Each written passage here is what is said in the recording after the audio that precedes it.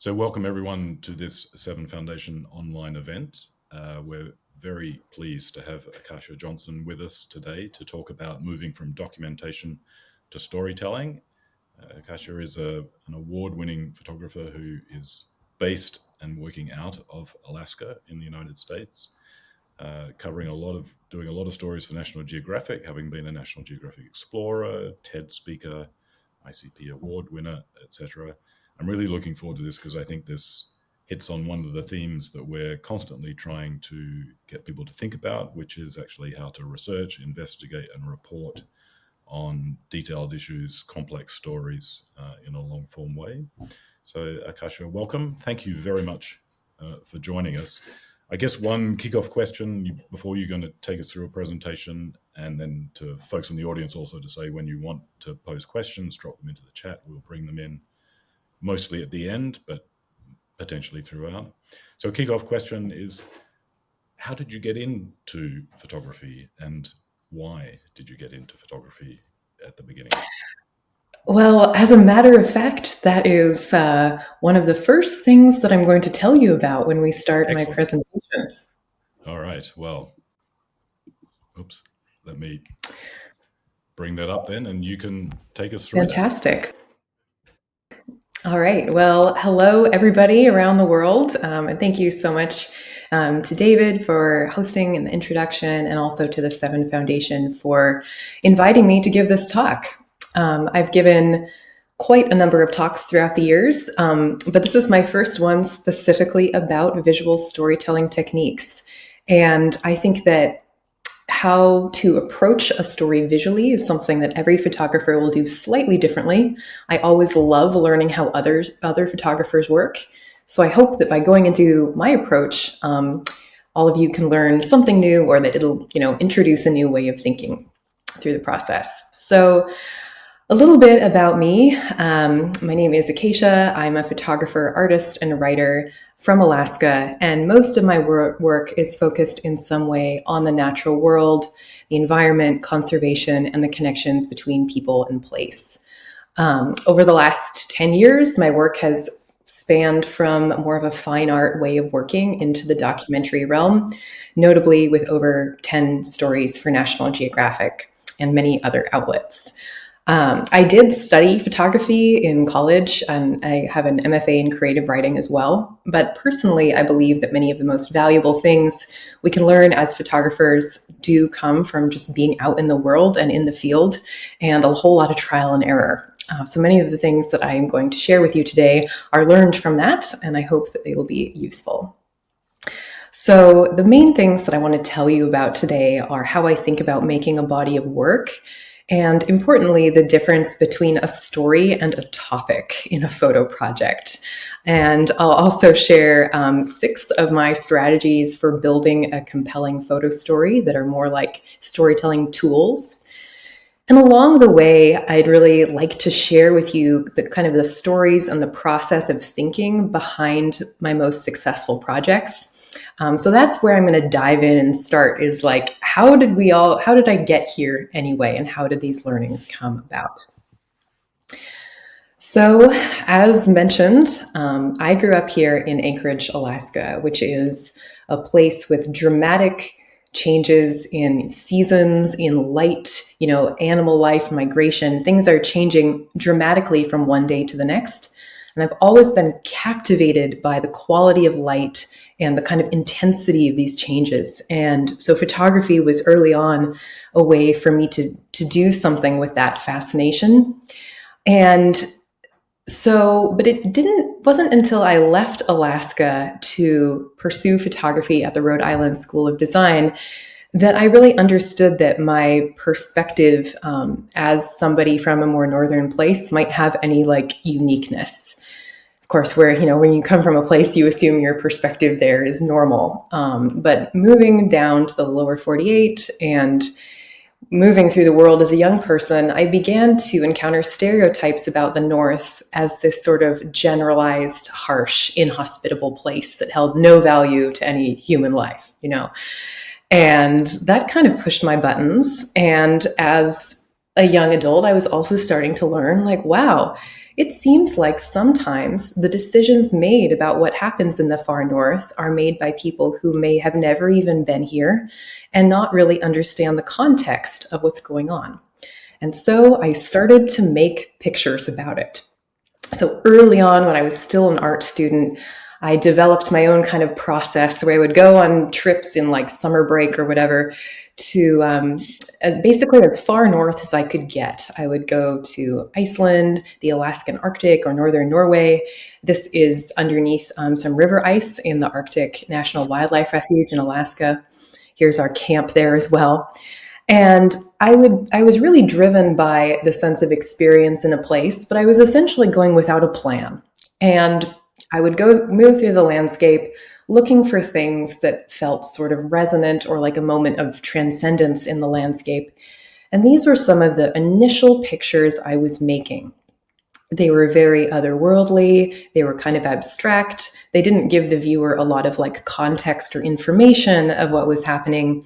But at that point in time, I was more interested in like making the viewer stop and ask questions and try to orient themselves, even though there wasn't really a lot of like information in the pictures with which to do so. And then some of the pictures also were kind of constructions. This is my brother's glass ball collection, which wash up on storm-swept Alaskan beaches, or my mother's hands holding a juvenile and an adult bald eagle feather. And so this was the first time that I had really put together pictures from like, remote landscapes together into a body of work. And I think if there's one thing that helps photographers take the leap from kind of the amateur space into the professional realm, it is knowing how to create a cohesive series of pictures. This was the most important thing that I learned during photo school. And whenever aspiring photographers ask me, like, okay, I love photography, I have strong technical skills, what does it take? I think that this is the beginning of the answer, knowing how to make a series. And if you think about it, like most of the places in which photographs are exhibited and published and valued and paid for, things like, exhibitions and books, magazines, galleries, they all favor, series of pictures that fit together as a group. Often the sweet spot is sort of between like 15 to 30 pictures, maybe for an exhibition, less for a magazine, but having them be concise is important. And in these early kind of fine art realm thinking way that I started, I kind of identified two things that I think make a body of work really work nicely. One is there's a sense of cohesion, like there's something that makes all of the photos feel like they fit together as a group. And that could be color. Sometimes it's just the subject matter is like really obvious that pictures belong together. Sometimes it could be a particular kind of like visual style or sense of lighting, but there's something that makes all the pictures feel like, okay, they fit. And on the flip side, I think that in a strong series, each photo is also really distinct. It can stand on its own, that no two pictures are too similar. And when they're put together, there's a tension that emerges, like relationships or contrasts between the different pictures that create a sense of like a story or a narrative that moves us forward and makes us want to move from one picture to the next. So a balance between like things sticking together and also things being different and working together and moving forward. And so this initial project, you can see the results of this were definitely a more fine art realm. It was a series, not a story, but it made a nice photo book. And here you can see like pictures from different countries, completely different contexts. When put side by side, develop a sort of narrative potential. When you see them this way, the mind wants to draw connections between those two. So those were kind of early learnings that were going to be in the background of all of my thinking about making photographic stories going forward. So in this series, the cohesion, I would argue, was the color. I love color. That's just the magic of photography to me. And so color and light. So here we have kind of a gradient between these like greens to lighter tones and then dark again. other forms of cohesion. Maybe the photos all feel kind of cold. They feel a little otherworldly. There's not a lot of senses of like scale or perspective to really know where we are. So altogether, it feels very mysterious. And we'll talk a little bit more about some of the tension points in this series later as we go along. But this was my first project that really felt sort of successful in any way, that got published around here and there. Not in like magazine world stuff, but in, fine art websites and stuff. And people would ask me, are these pictures about climate change? And I had written some, artist statement that was like, oh yes, these pictures, otherworldly occurrences in the natural world that speak to the human connection to the northern landscape, like all of this stuff. Like, what does that even mean, And so when I was asked if this is about climate change, I'd say, oh no, not really.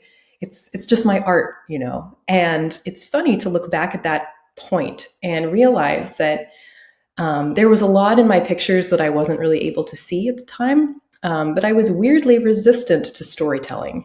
It sounded like it was going to set me up for something boring. There was a documentary class that was offered at my school, but I didn't take it because I didn't see a lot of documentary photographs or didn't associate them with pictures that really had like a beautiful sense of color and light and all of these things that I loved.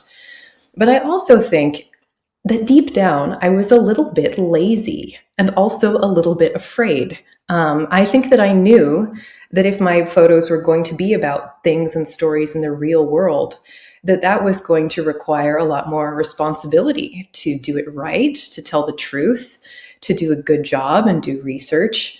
And that sounded like a whole different set of demands. And also, I think I kind of questioned, like, do I have like the authority to do that, to be that kind of storyteller? So therefore, I didn't really learn about how that world worked. But then I graduated from school and I had to go out into the world and make a living.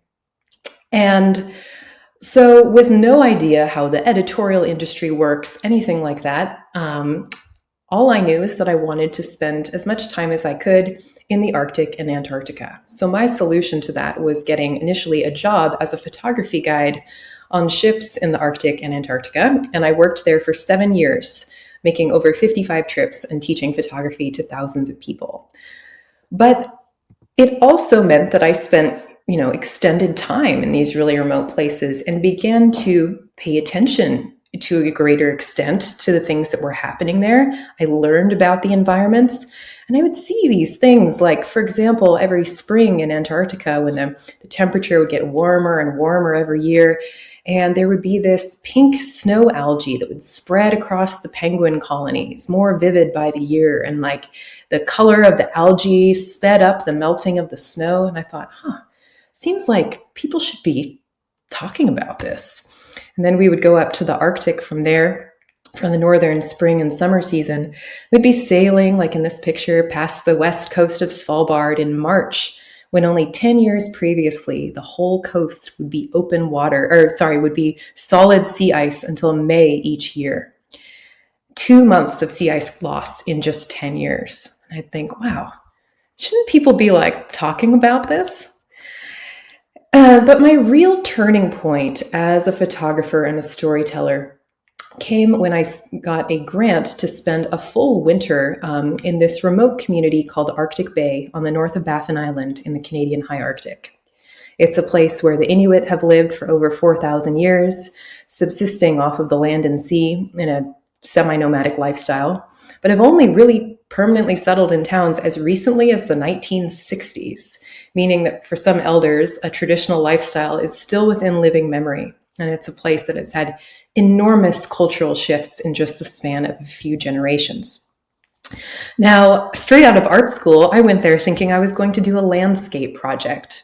But I moved in with a family and just accompanied them on everything that they did. And I quickly learned that to tell any story about the Arctic landscape in a place that has been inhabited is naturally a story about people. And so, for example, here, the sun is setting for the last time before 3 months of winter darkness. And so that project grew into more of a community portrait that was really interested in the traditions and relationships to people that people have had to land over time, but also the lives of people, young people growing up in the wake of colonization with the Canadian school system and satellite internet, like a completely different world. And it was the first time that I really came to understand sea ice. I think that when we often see pictures of the Arctic like this one, and we see these big open expanses, it looks empty to us. And so it's easy to assume like, oh, there's nothing there. But in reality, this is the surface of the ocean that is full of life and animals that people rely on for food. And it's actually like a living ecosystem. And so this project left me realizing like, wow, I'm taking pictures of real people and real things. This is a lot more responsibility, and I want to do it well. It also made me think, after that winter, a lot more about sea ice and also food security in the Arctic. In Nunavut, where I was photographing, over 70% of households are food insecure. The costs of groceries are astronomical. Like the last time I was there, it was $88 for a pack of soda. And traditional Arctic foods like seal, Arctic char, narwhal are some of the healthiest foods that people have access to. And I thought, wow, what would it take to do a photo series that could visually connect the idea of sea ice visually with concepts of like community and food and family and all of these things that it actually represents for so many people. And so after 3 years of applying for grants to cover the project and getting them rejected, I saved up and fundraised and went and I did the project in 2018. So I went back to the community where I had been living before, again, with no real plan, but I knew a lot of people, and it was the time of year when kids get out of school, families leave town and take their children on long trips to ancestral hunting grounds to teach them how to hunt, how to live off the land, and all of the traditional skills and knowledge. So here's the edge of the sea ice in Arctic Bay with everybody's sleds all ready to go. And I was very fortunate to be invited on 2 or 3 really longer trips with people and with sometimes groups of the community, taking kids on these long trips. And this one was a 12-day camping trip to places to hunt for like seal and Arctic char and learn all of these traditional skills. And over time, the photos became kind of the poetic thing that I had envisioned. This is a girl named Charlotte collecting drinking water for her family at their hunting camp. And my friend Darcy pulling a toy skidoo for his daughter during a tea break on a 9-hour snow machine trip to a fishing lake. And so by the end of it, I did actually have some pictures that I was happy with. And all of them, were pictures of real people with their real stories, all about how the community comes together to teach these skills to young people. But in my mind at the time, it was still like sea ice and community was like the main like topic label I had for it in my head. And so the next year I brought this story. I was really lucky to be invited to an event at National Geographic, and I presented the story to an editor. And the editor asked me, like, okay, well, we really love the photos. They're beautiful. Well, what is your story about? And I was like, sea ice and community, like really vaguely. And that's totally just a topic. But, as you've heard me talk about this story, you can probably tell I was learning along the way. I did know a lot of the context of why all these things mattered and how all these stories came together, but I didn't yet know how to articulate it, which brings me to a really important shift in thinking about what photos could do. So as I've come to think about it, I think that in a way, stories kind of make the world. Like everything that we believe and things that we value, all of that is in a sense a story. I think to quote, I think it was author George Saunders, Everything that we love and everything that we fear is a story. It really makes the world, I think, to a larger degree than many of us realize. And so when we can use photographs to create a compelling story, we're creating something that can like participate in this larger tapestry of stories that kind of create our world. You know, a story of photos can have impact. It can open people's minds. It can educate and illuminate and do this like broad spectrum of things. And that's not to say that, you know, that art can't do that, because it absolutely does, but it's in a different way. And so in my case, the leap that I really had to make was learning to articulate things as a story versus a topic. So in this case, my topic level idea was sea ice and community, but that's so vague. We don't even know where we are, who we're talking about. And so I think making this jump, you really got to get down to the most, cliche way of storytelling you've probably heard of, which is who, what, when, where, and why. If we can cover all of those things, that is like the bare bones of a story. So in this case, you know, I was able to distill what I was trying to achieve with my sea ice project to something like, every spring on the north of Baffin Island, this Inuit community goes on camping trips into the landscape to teach their young people the skills and values that will prepare them to be leaders and providers in their communities and pass on their culture. Something like that.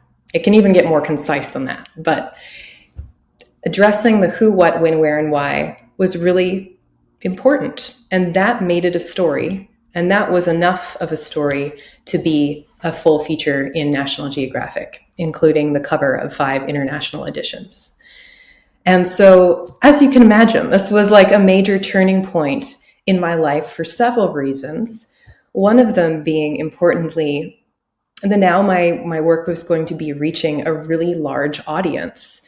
And that comes with responsibilities to tell the story well and to think about how it's being communicated to an audience who has no relationship to the subject matter. So since then, I have been working almost primarily in the documentary realm. And every time I start a project, I'm now thinking of it as a photo story. Photo stories are most commonly, you know, what we would see published in like a magazine or a newspaper. And when we open a publication like that, we have, whether we know it or not, expectations, I think, about what the pictures are going to tell us. And usually there's, you know, maybe 12 or so that will make it into a final edit. And in a photo story, I think each picture matters. They need to be intentional. They need to communicate all of those different pieces of the story in kind of a concise package. And so here's how I do it. The first thing that I will do anytime I have an idea for a photo story is to first figure out if it's a story in the first place. And very often, my idea that sounds like such a beautiful idea for photographs might just be a topic. But the first thing is to really map out the who, what, when, where, and why, and especially the why. Like the why is really important. And make sure that I can identify all of those pieces and also identify if they're things that I can actually make into pictures, which is not always easy. And so here's how I might kind of expand upon this. You'll notice I also added research, because in usually whatever idea I have, the further I dig into research, a bunch of other stuff is going to come up. And I've also added how, like what is the visual approach going to be? How is it going to achieve the goals of the story?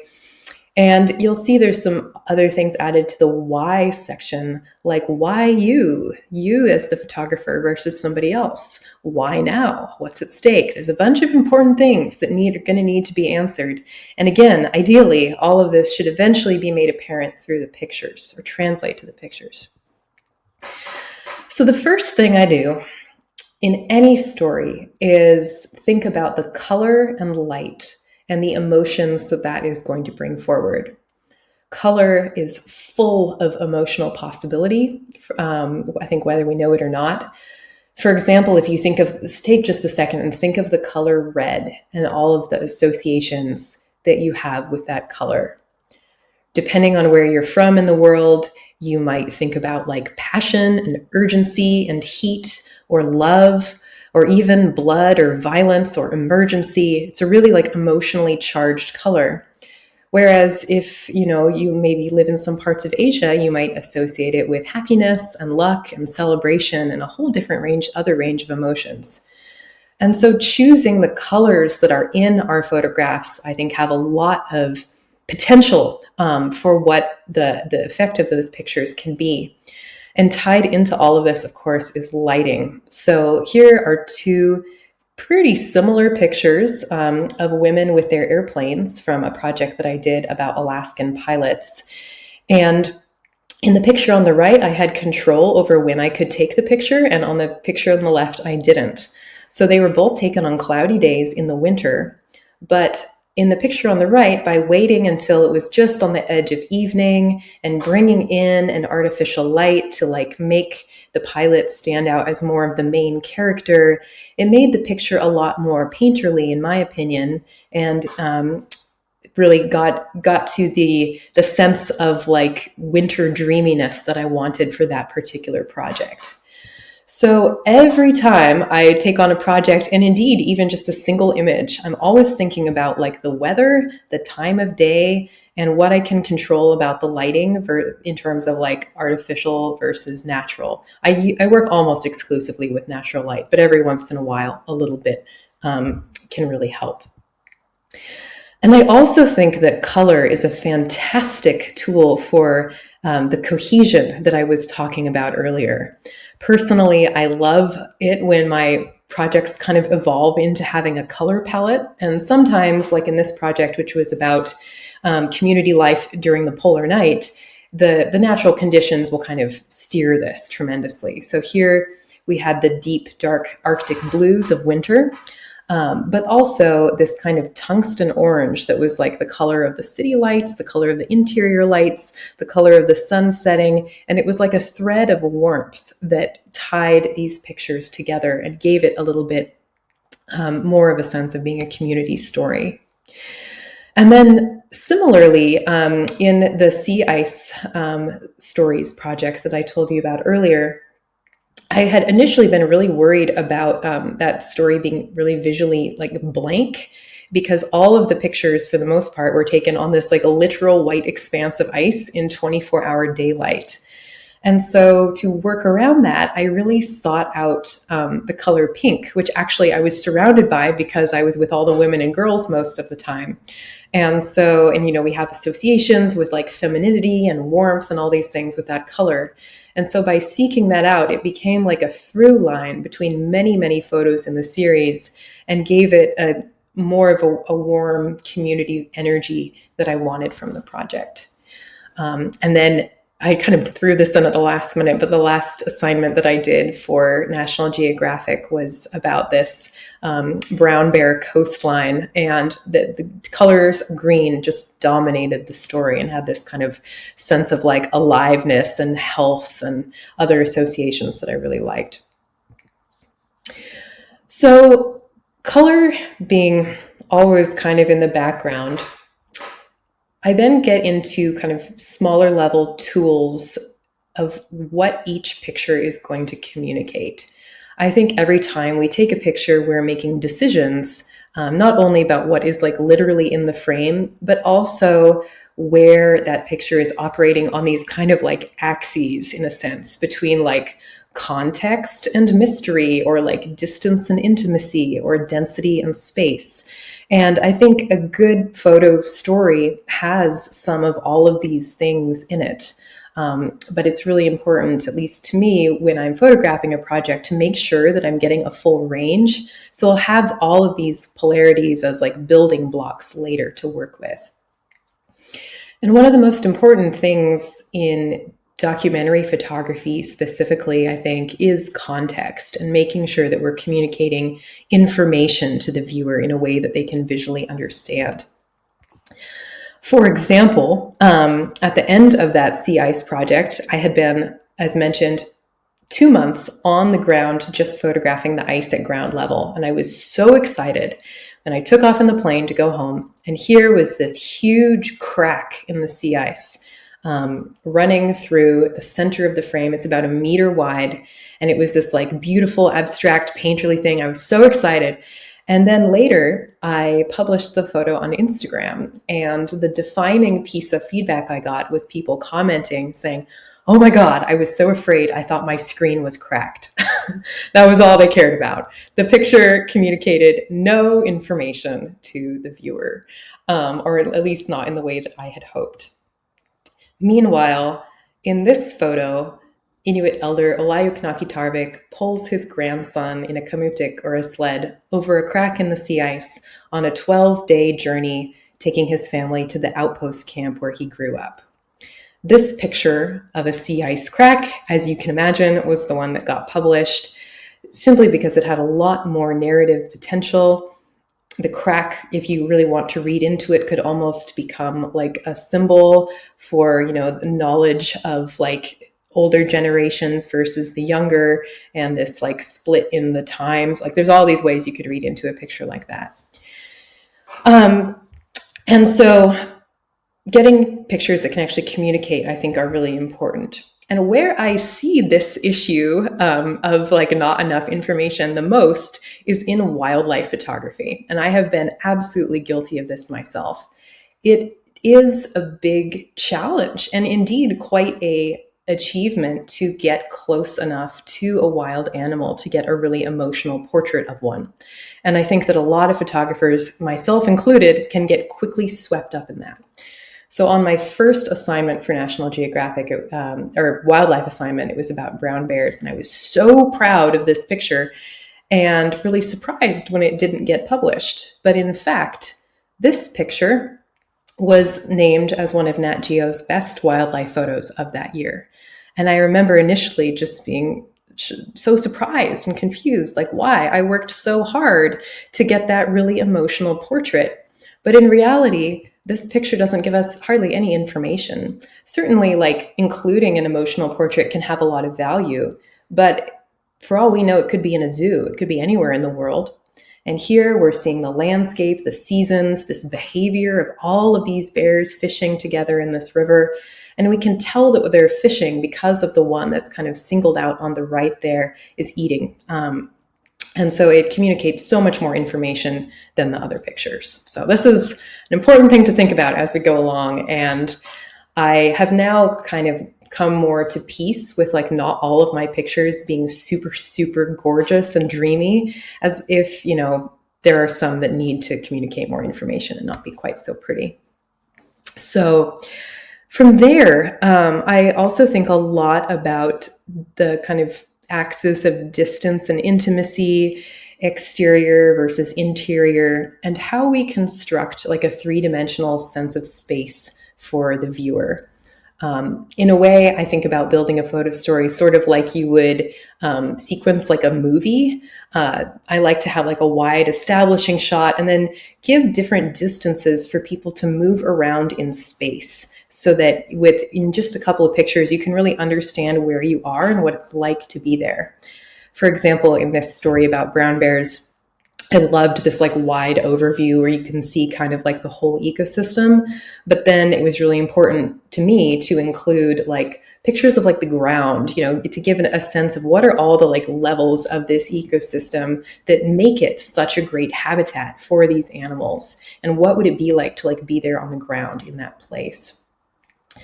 Especially with pictures of people, I think that varying distance strongly affects how we perceive the emotions of that picture. Like if you see a picture of somebody really far away in a big landscape, it can feel lonely maybe, or a sense of like isolation, versus if we have like a really close up soft portrait, it feels like an intimate moment. We feel a sense of closeness.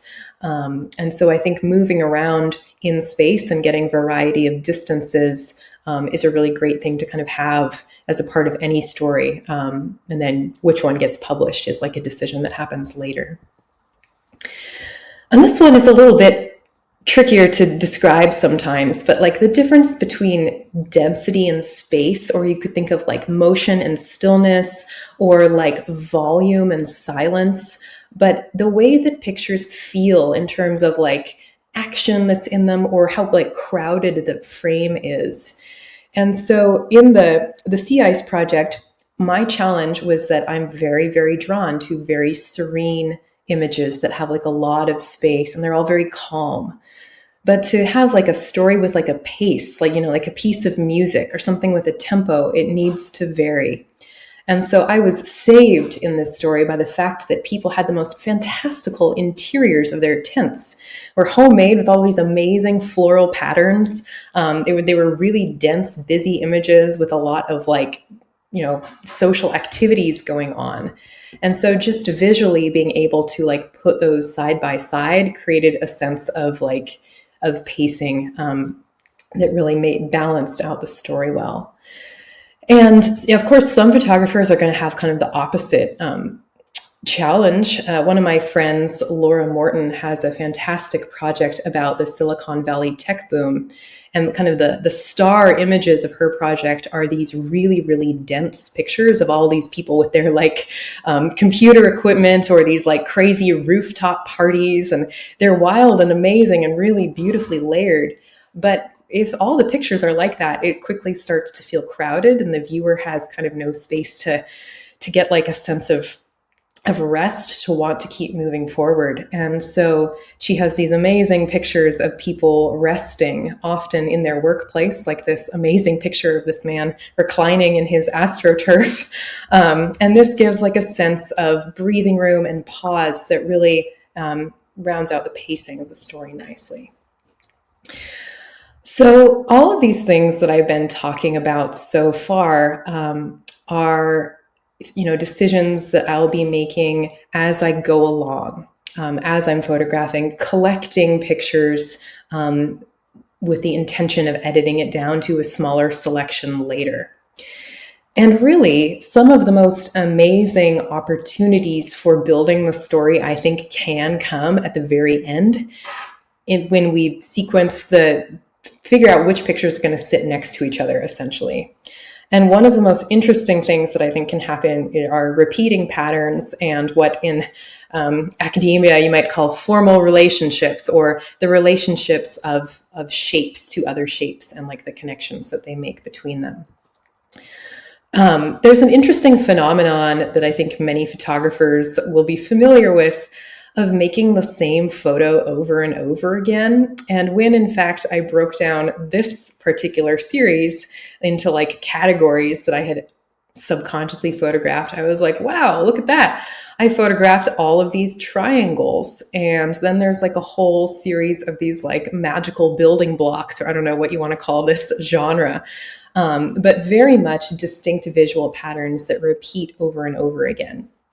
And I do think that sometimes especially if you have like a bit larger of a number of images to work with, like 20 or 30, having some patterns repeat can be really satisfying to a viewer. There's something that gives it like a sense of cohesion or connection, or like, okay, we've been seeing different pictures, but here's a reminder visually, formally, that like this is still the same story.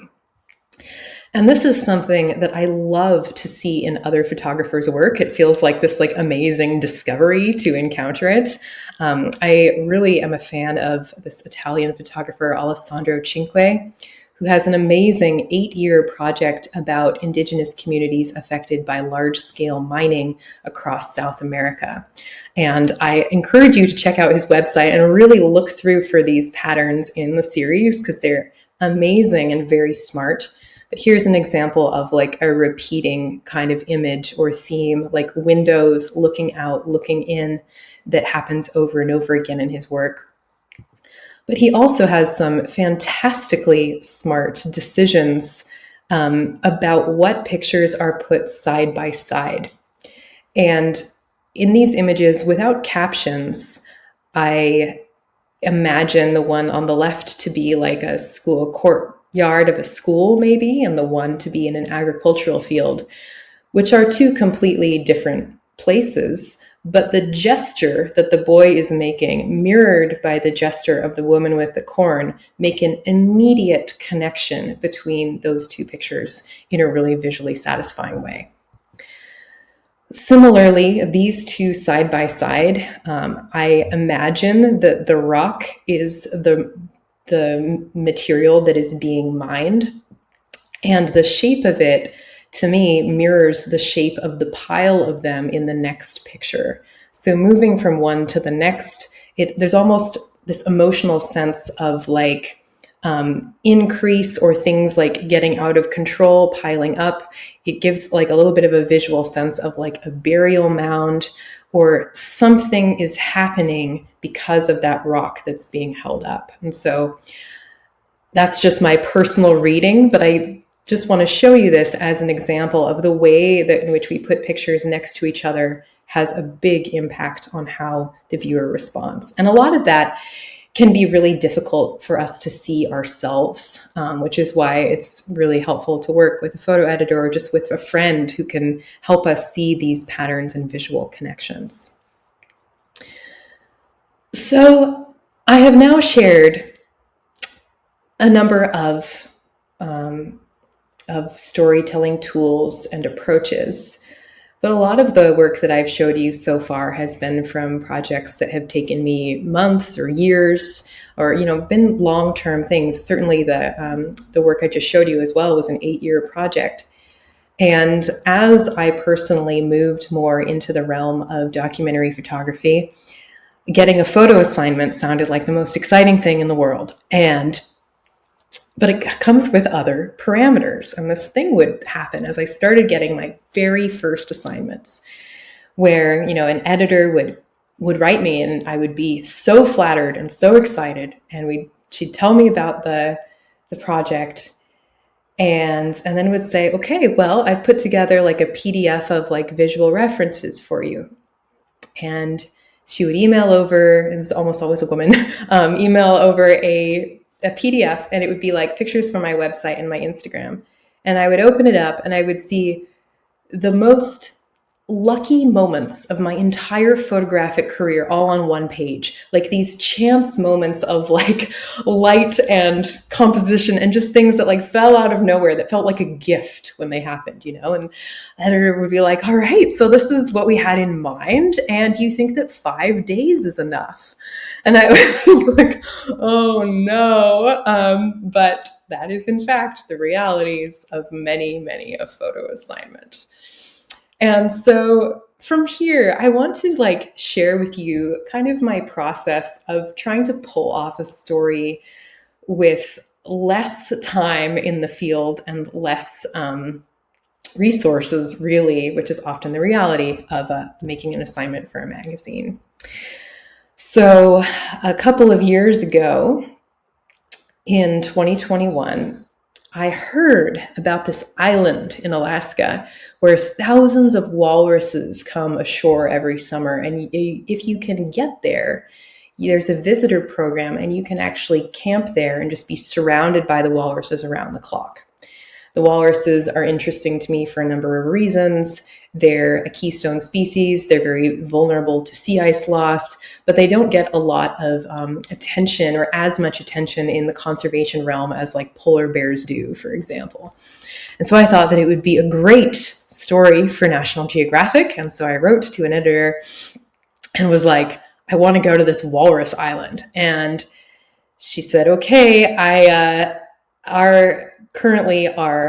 are at maximum capacity for animal stories. So can you turn it into a travel story pitch?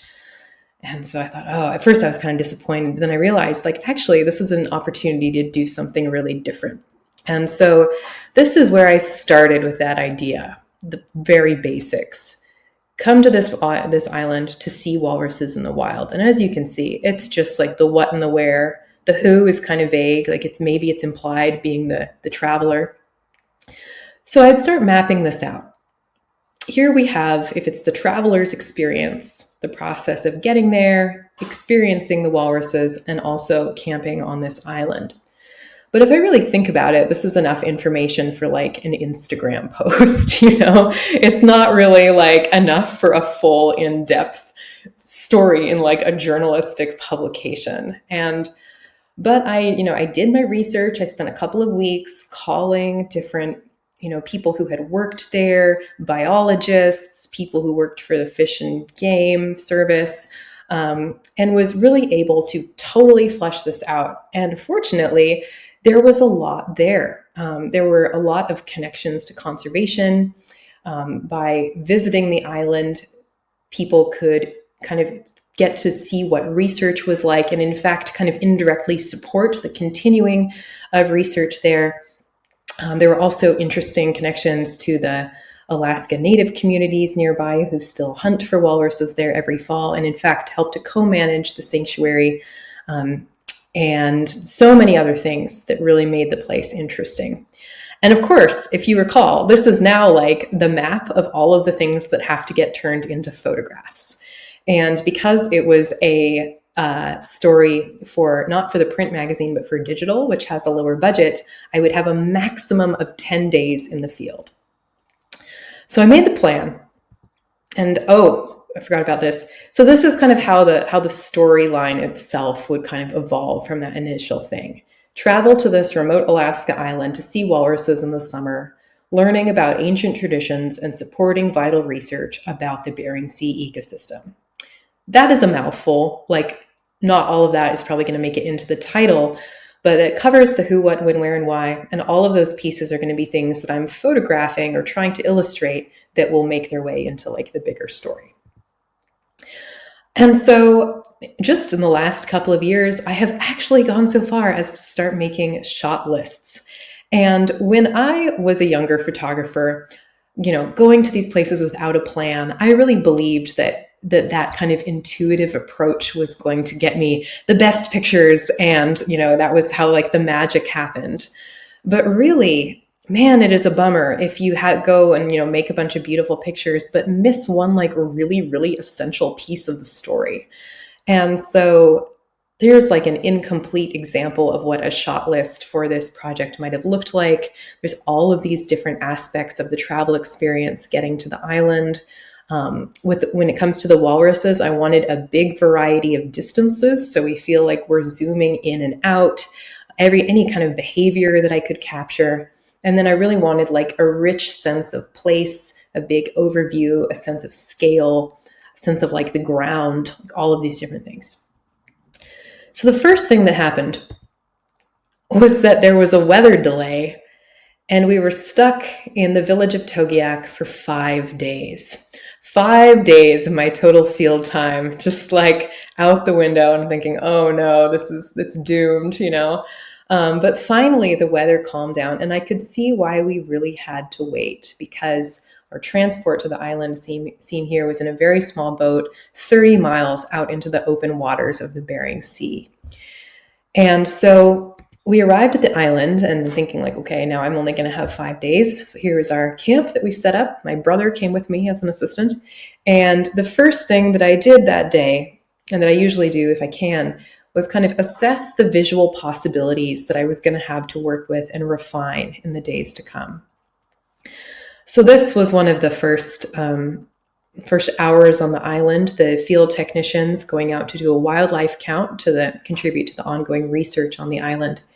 And you can kind of see some walruses down there on the shore, but they're not really prominent. And I thought the light was really harsh and flat, or not flat, but just not great. I didn't really like what it looked like, but I filed that away as kind of a mental item. Like, okay, I want to improve upon that picture later.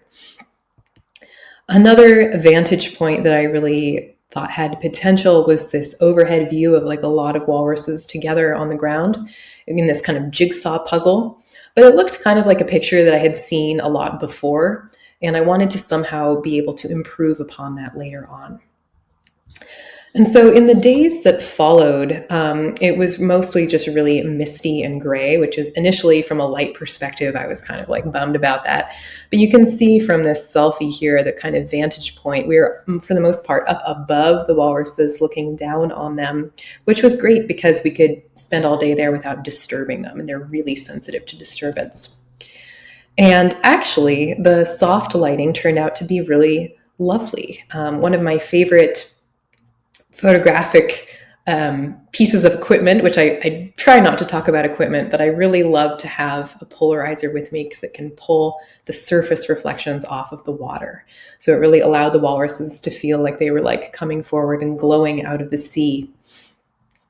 And then a little while later, again, following the field technicians on their wildlife counts, I was able to get this picture in softer lighting conditions. And you can see down there on the beach, there's a bunch of walruses and the reef is kind of trailing out into the wider ocean. And so placing these two side by side, this is essentially like the same picture, but the one on the right I thought was way more successful. I loved how the lighting turned out, and it actually later would end up being the lead shot of the story.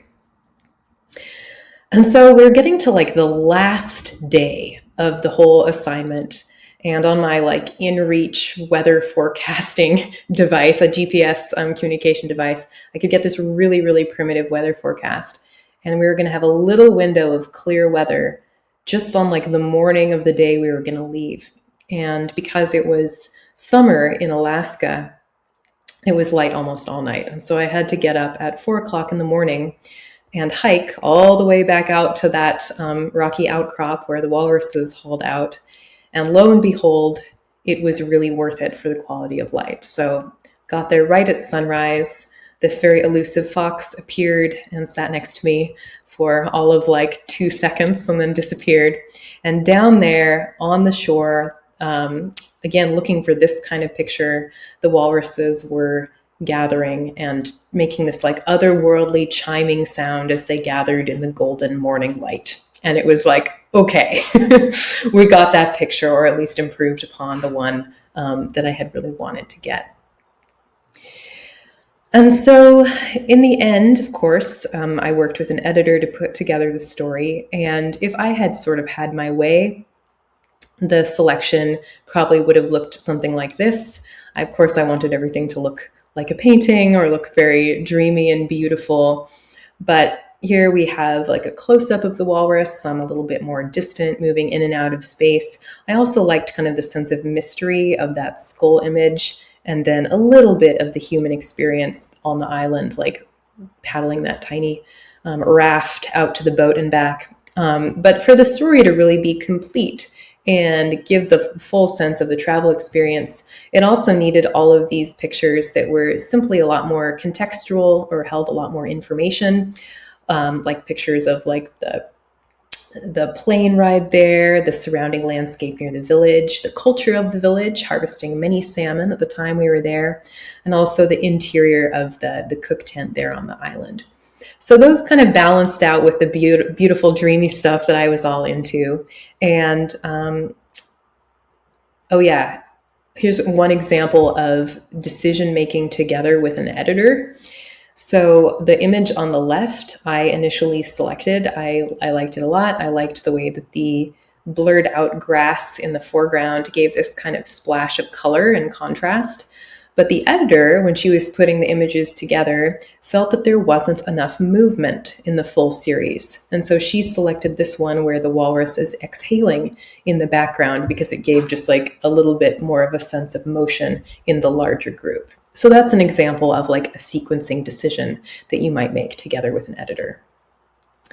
And here's what the final piece looked like. Kind of fun to think back to like the original rough story map and then see it all come to life in the real world. And I was pretty happy with it. It was pretty well received. What I liked about it so much was that it was the first time I had really done a natural history or wildlife story that I really felt also encapsulated the sense of light and color and dreaminess that I am personally really drawn to. And so although this picture wasn't initially published in the digital article, it was a few months later in the print magazine, which was an honor and exciting, and I liked the way that it turned out. So again, when I look back to my early life as a photographer, and fearing that making a plan or doing advanced research, all of this stuff would, crush my possibilities for like magic and intuition and amazing encounters in the field, This image really reminds me that that is indeed not the case. This picture was not planned. I was taking a picture just of the walrus skulls on the porch of the field technician's cabin when this fox just like leapt into the picture. And later on, it was listed among Nat Geo's best wildlife photos of that year, completely unplanned. So it really reminds me that, you know, the best photos are still very often gifts from being in the right place at the right time. So anyway, that kind of concludes my journey through visual storytelling techniques. But I really encourage, you know, anyone who's listening who's interested in this line of work to realize that, you know, no matter where you come from, your background, like all of our stories and perspectives do have value. It's kind of a weird time to be working in photojournalism. When, you know, things like what is the truth is sometimes called into question, but I really think it needs all of us, and all of our stories really matter. So I hope you learned something that will help. Thank you. That's absolutely fantastic, Acacia. Thank you so much for that. You've given not only an overview of incredible work, but also really detailed insights into the process, which I think is incredible. So we've got a couple of questions that have cropped up as you were talking, which I'll ask on behalf of those people. But to everyone else who's listening and watching, if you want to drop a question in, we have some time for Q&A, so you can put those questions into the comment. One of the questions was from Joe, and he wondered, how much is the shot list that you worked with on the story you described something that you produced, or did the editor produce, or was there some relationship between the two? That's a great question. It depends a little bit on the story, I would say. Often, if I am working on an assignment, the editor will have some kind of requests, but usually they're kind of high level. Like, for example, on the story I did about bears recently, I remember the editor wanted pictures of the bears where light is shining off of their eyes, and pictures of bear viewers where you see people's faces. And like, that was about it, you know, and then I was left to go. So whatever an editor requests, I will absolutely make that like top priority. But many of the other things are my own priorities that I build around what I want the story to look like. Yeah. There was a question from Dan. He was wondering, in the breakdown of who, what, when, where, why, which I think is extremely important, and of course one of the foundational ways of thinking about sort of journalistic practice to cover and provide that sort of information, he was wondering whether all stories have to have people in them to answer the question of who. I don't think so. That brings up kind of another thing that I didn't mention, though, which is that in, you know, a lot of my work is in kind of environmental topics, environmental stories about animals or landscapes. And you do not technically have to have people in stories. You know, you could have a story about animals, but often it really, really helps a conservation story, for example, to have like at least one human character. I think that including some human aspect gives people kind of like an entry point into a landscape or a situation that they may be totally unfamiliar with. And it can make it feel like it's more like it's something that belongs in our human world in a different way. And so you don't have to have it, but it's really useful. Yeah. Got a couple of questions, inevitably and understandably, about how to finance a career and how to do this sort of work. Oh, Lord. Yes. So I'll show this one. Mm-hmm. I do deal with economic struggles, indeed. Thank you for asking. Yeah, it's like, I was chatting with some other photographers recently. It's truly like a feast or famine lifestyle from time to time. And unfortunately, I find that, editorial photography alone doesn't pay the bills enough. And so the way that I kind of structure my freelance career is, focusing on the documentary work that I really, really want to make every year and kind of figuring out how I can get that funded, ideally, like maybe through grants. I love grants as a way to fund photo work, or see if I could get an assignment for it. And then from there, kind of figure out like what's going to be the constellation of all of the other things that I'm going to need to do to make a living. And that's really different for everyone. But for me, it might look like, some commercial work or, brand collaborations, social media partnerships, or consulting or public speaking. But everybody, some people even have like different side jobs that supports their work. And I wish it wasn't that way. Of course, I wish that this was, a fully high-paying career. But for most people, in reality, it's a constellation of different things. Which has historically been the case. I mean, while there are terrible declines in the number of staff photographers at publications and so on, historically from the 1950s onwards, some of the most successful and now famous photographers were freelancers who juggled multiple sources of income, had those moments of feast and famine. So that's not to diminish the struggle, but just to understand it's not actually just a contemporary problem. It's been an historic problem for that. There was an earlier question about where you talked about in the CI story fundraising, and you talked about doing grants. They were not successful, and anyone who writes grants knows that you have a 90% plus failure rate in grants. Very few get accepted. And then you talked about other forms of fundraising. What were the other forms of fundraising other than grants that helped enable that story? That's a great question. For that particular project, I did like a fine art print sale specifically to raise money for that project. And I also got some support from the Arctic guiding company that I worked for. And I don't think that I did crowdfunding on that one, but I did for the project before that, where I spent the winter in the Arctic. That was actually a really big lesson learned. I had applied for a Fulbright grant and won it, naively thinking that they would just like pay for the full scope of the project, whatever it was. But actually, it was only $15,000 for a full year. And so I had to raise a lot of money on Kickstarter to be able to pull that one off. Indeed.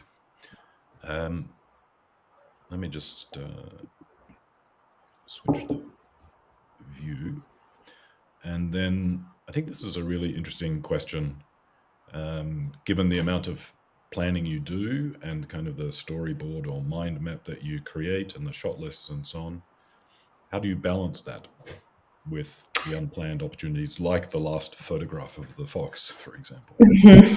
That's a great question. I think depending on kind of the time span that I'm working with, there's kind of two ways to do it. One is to just first prioritize the things that you need to cover all of the baseline of the story, and then set aside more time to just go and explore. But more often I find, for example, if I know that on my list for myself is like an overview shot of an area at sunrise, then, I'll spend a couple of hours probably going to that place and waiting and just being there and trying to stay open and relaxed and noticing things.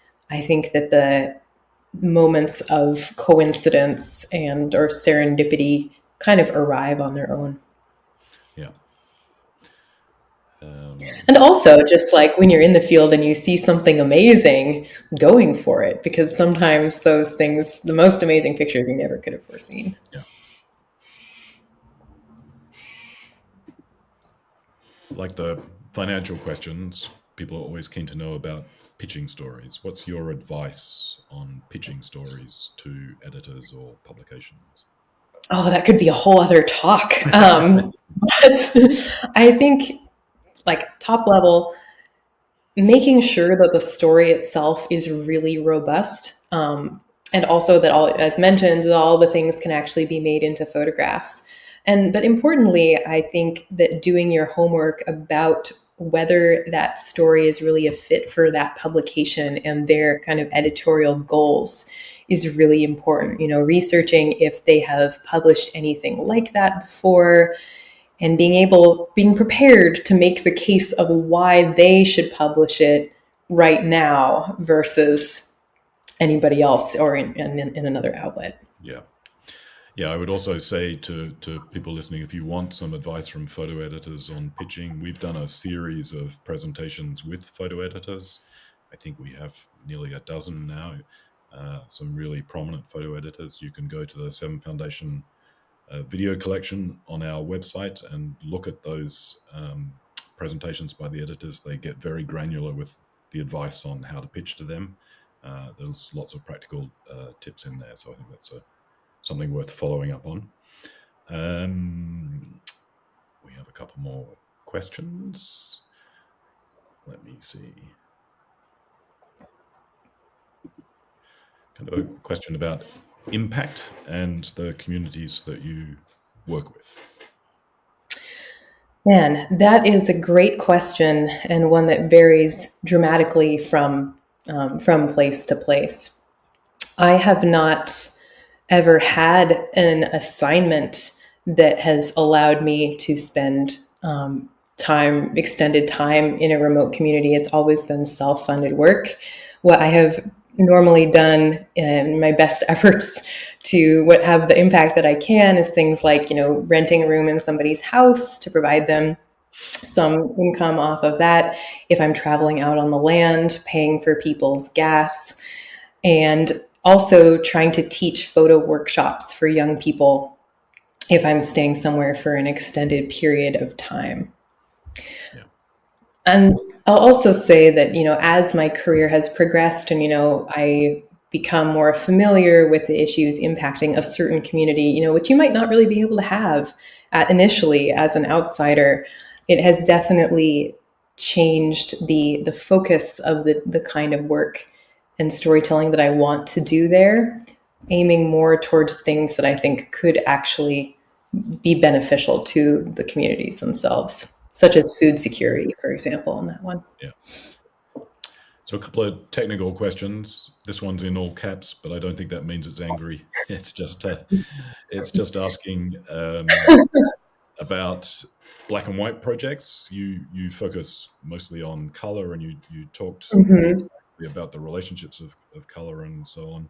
Would you ever make black and white projects? And some further thoughts on how you edit color. Yeah, that's a great question too. I have tried to take black and white photos, but I think that I see in color. And I think that photographers who are really exceptional at black and white see more in like tonality and light than as color focused as I see.